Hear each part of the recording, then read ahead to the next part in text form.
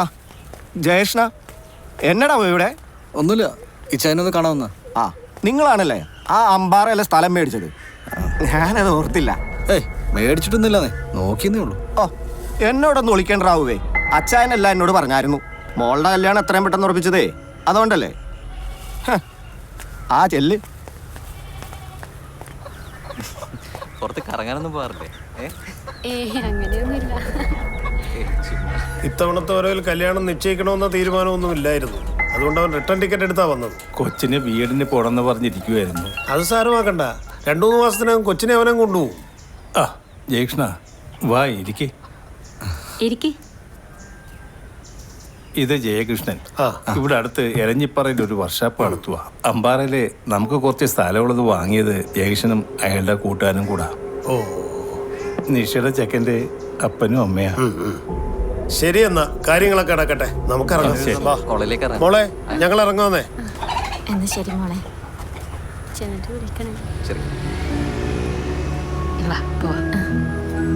എന്നാ ഡ്രസ്സ് മാറല്ലേ അമ്മച്ചി? ചെല്ല്. ആ, എന്തായി ജയകൃഷ്ണ? ആ അല്ല, ഞാൻ ഓ, ഇച്ചായൻ എന്തെങ്കിലും ഒരു എനക്കേട് തോന്നി തുടങ്ങിയ പിന്നെ ടെൻഷനാ. പിന്നെ ഇച്ചായൻ എപ്പോഴും നിങ്ങളെ വിളിക്കുന്ന പറഞ്ഞുകൊണ്ടിരിക്കും. ഇപ്പൊ ഈ ആശുപത്രി വെച്ചും ഞാൻ ഫിലിപ്പിനെ വിളിച്ചിട്ടുണ്ടായിരുന്നു. ജയേഷ്ണന്റെ നമ്പർ എൻ്റെ കയ്യിൽ ഇല്ലായിരുന്നേ.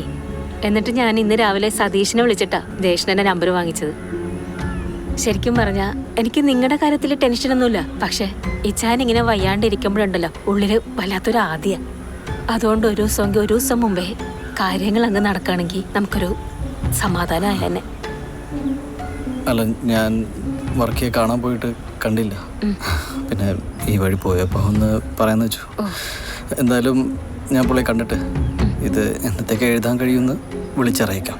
ഓ, സമാധാനം. എന്നാ പിന്നെ ആ ജയേഷ്ണ, ആ ഫിലിപ്പിനെ വിളിച്ചാൽ ഒരിക്കലും ഫോൺ എടുക്കത്തില്ലെന്നേ.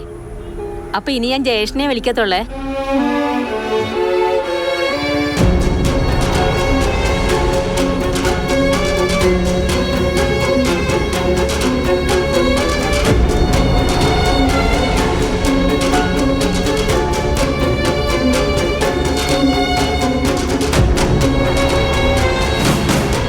ഇങ്ങനെ വയ്യാണ്ടിരിക്കുമ്പോഴുണ്ടല്ലോ വല്ലാത്തൊരു ആദ്യം.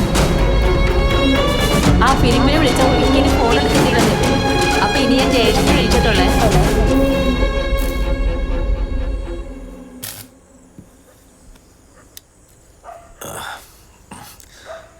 ആ വാലും തലയില്ലാത്തവൻ്റെ കൂടെ കൂടിയപ്പോഴേ ഞാൻ പറഞ്ഞതാ ഇതുപോലെ എന്തെങ്കിലുമൊക്കെ ആവുമെന്ന്.